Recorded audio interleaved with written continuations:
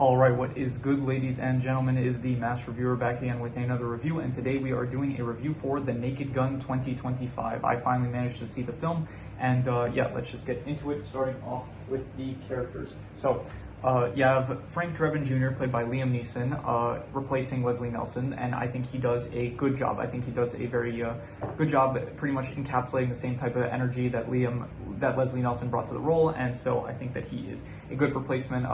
There's like the joke where it's like they replaced Leslie Nelson with Liam Neeson because their names sounded similar, and I think it was a good choice. You have Captain Ed Hawken Jr., who he's obviously like he's basically Ed Hawken.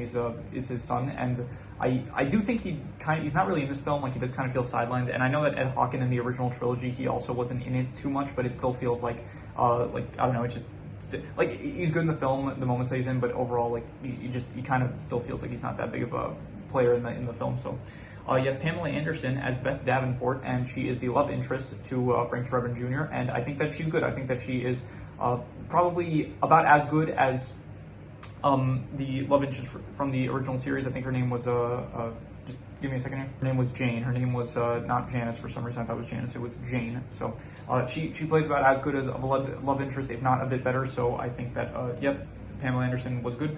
You have the villain, Richard Kane, who to be honest, I didn't really care for him too much. Like, I know most of the villains in this franchise are not really that memorable or anything. I did like Rocco from the third film, but other than that, none of the characters are none of the villains are like that interesting. And Richard Kane, he just kind of also feels like a villain that's just in the film, and you know, like he's just a very filler villain, it feels like. You have CeCe Pounder as Chief Davis, and I thought she was great. I did like all the bits with her, and it was funny. She was good. So all the characters, really, I did think that pretty much everyone was good. So I would probably give there was also like the I forgot, the assassin, the one that killed Beth Davenport's brother, and also the reporter that he was giving information to as well. We're gonna get to the plot after this, but yeah, he was also good. So yeah, so I'm going to give the characters probably, I would say 7.5. I think very good. I would probably not give it higher than that, though, just due to some of the characters not being like, once again, the villain is just not that interesting, and also like some characters like Hawken just being kind of sidelined and stuff. But I do think that Frank Drebin does a very good job in the role. Liam Neeson does a good job in the role as Frank Drebin Jr., and I do think that Beth Davenport also, that character was also very good. So in terms of the plot is basically that you have they one-to-one copy Kingsman. Basically, it's just you have like, they have this frequency that's able to turn people very violent against each other, and so the plan is to have like a bunch of rich people like in a bunker while they play the frequency throughout the entire world, and then everyone fights. They end up like the ones that are in control in the new world order and whatever. So to be honest, it's like basically a one-to-one. It's a one-to-one plot of like Kingsman, basically. So because of that reason, I'm just gonna give the plot like a. But once again, it is like a vehicle for the comedic bit. So I'm just gonna give the plot a. I'll go 5 out of 10. It's not good, but it's not bad.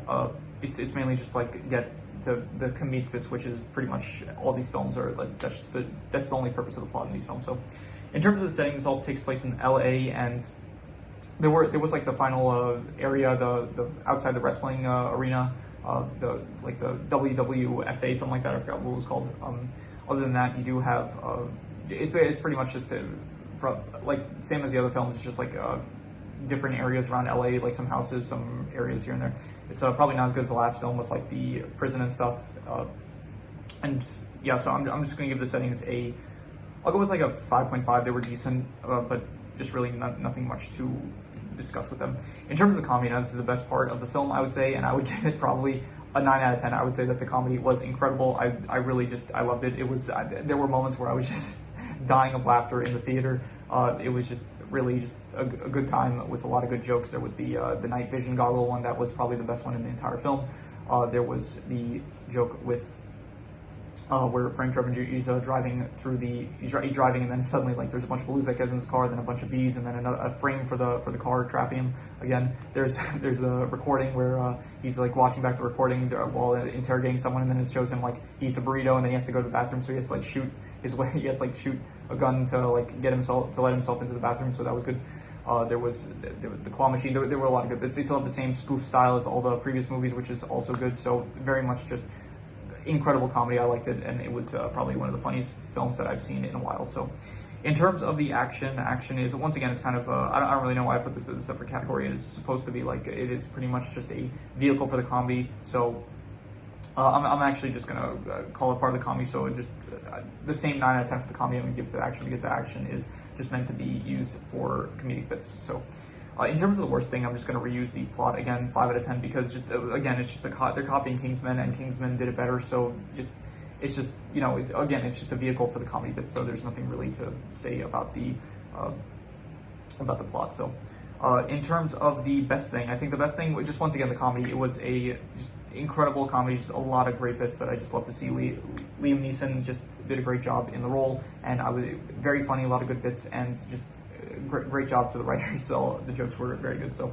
yeah, once again, a 9 out of 10 for the comedy. And yeah, so I don't really have any extra notes, because I watched this in theaters, and in a theater, I'm not like taking I'm not taking like my whiteboard with me to write down notes, because for one, it's really dark, so I wouldn't be able to see what I'm writing. And also, if I'm writing down during the film, it like I get distracted from the film. So like, it's not like when I watch a film at home that I'm able to just like pause the film and write down a note or something like that.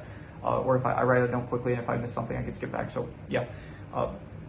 So I don't really have any extra notes, so there is nothing really for me to talk about. So I'm just going to do the calculations. So King Crimson. All right, so I did the calculation wrong, so it ended up coming out to like only a 5.5, and I was really confused. I was like, what, this only gets decent? This film, this was like way better than decent. So, but then I realized that I made a mistake with because I ended up combining comedy and action. By the way, this is primarily like specifically for spoof films. Mostly, I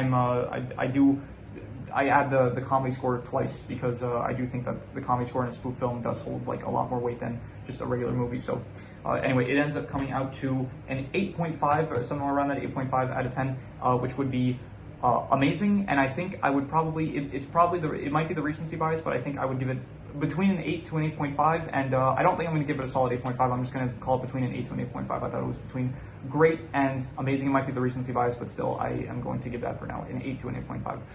So yeah, that is pretty much all there is to it. So if you have any recommendations, any shows, movies, video game stories, anime, web series, anything that you want me to review, leave it in the comments, and I will maybe possibly check it out. But with that said, that is pretty much all there is to it. So let's leave it at that.